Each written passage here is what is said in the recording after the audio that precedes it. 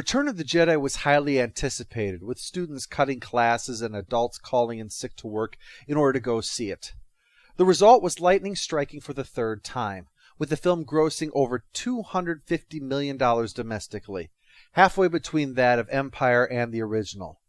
The film benefited from a better economic environment than its predecessor, and other film companies got out of its way, leaving the field open for Jedi to dominate the cinema. And it also had the advantage of being more open to repeated viewings like the first film had, the eye candy of ILM reaching unprecedented heights, and giving a final conclusion as opposed to a tease about the future certainly helped. Critics, however, were less impressed than audiences. Jedi was much more what the world had expected that Empire would be, a remake of the original, on the surface anyway. The through plot was different. It's not a coming-of-age tale, but one about a son trying to redeem a corrupted father. But many critics pointed out how much the story de-emphasized this character aspect, especially compared to the last film, so that it was barely more than an excuse for the bigger action sequences. That's not to say it was universally panned, just that, for some, Empire had moved too much towards adults, perhaps, but Jedi had overcompensated in moving towards children. Also, the reuse of ideas from the first film, even in larger form, suggested that Star Wars was out of fresh ideas and could only rehash old ones. This was not a universal viewpoint, though. Roger Ebert most notably rose to the defense of this film.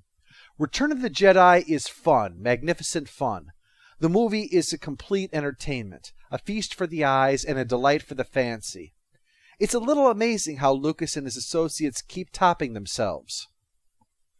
And despite the criticism, the film did financially well, filling the coffers of Lucasfilm. Briefly. George Lucas went to Hawaii as part of his Star Wars release tradition, but upon returning he and Marcia held a meeting for all the top executives at Lucasfilm to announce their pending divorce. Because beyond the emotional devastation that came with that was one other salient fact. Marcia owned half of everything Lucas had. And while Marcia had put in a great deal of time helping to make Lucasfilm a success, she had no interest in continuing with it. She just wanted to walk away and get on with her life. They could sell it to Fox or some other studio for all it mattered to her. It was supposed to be a means towards an end, after all. But all it ended was their happiness, in her view. For George, though, losing his companies would mean that all of this had been for nothing, that he had obsessed over it until his life had imploded. Losing it now would make it all meaningless. So he decided to buy out her half and keep the business going. But this was a heavy blow to the Lucasfilm empire. Had it not happened, they would have been flush with cash to the point of true Hollywood independence.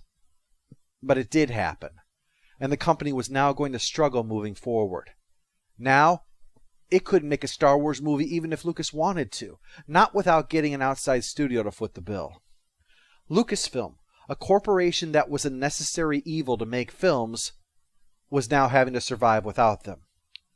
ILM would continue to do work for other films. Merchandise from Star Wars would still make money for a few more years.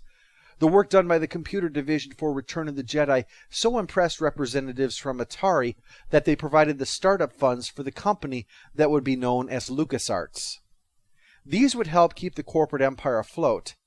But a few years later, Lucas would find himself having to sell the computer division called Pixar in order to help stay afloat. He had made Star Wars because he dreamed of movies like those of his youth. He made it into a trilogy because he dreamed of an independent filmmaker's paradise in Skywalker Ranch. He had risked everything, sacrificed so much, given up 6 years of his life in order to make this dream a reality. But in the end, all he had was a building. The facility was so state-of-the-art that the only ones who could use it were big-budget Hollywood filmmakers, not little independents. And its remoteness, no doubt meant to encourage the Northern California film industry, instead discouraged people from making the long trip there. Skywalker Ranch would be used, but mostly by Lucasfilm to serve their own filmmaking needs, and really only because it was already there, and of course, could not be sold. And in his attempt to fulfill this dream, so many people were gone now. Francis Ford Coppola, Gary Kurtz, Charles Lippincott, John Dykstra, Ralph McQuarrie, Marcia Lucas? And there remained George Lucas. His friends and colleagues wanted to make Citizen Kane, but Lucas, he lived it. After that, he was done. His adopted daughter was all he had left now. He would see to her. He would see to the day-to-day operations of his company. But as far as filmmaking went, it was over. Lucas went into a self-imposed exile. I will take the child and watch over him.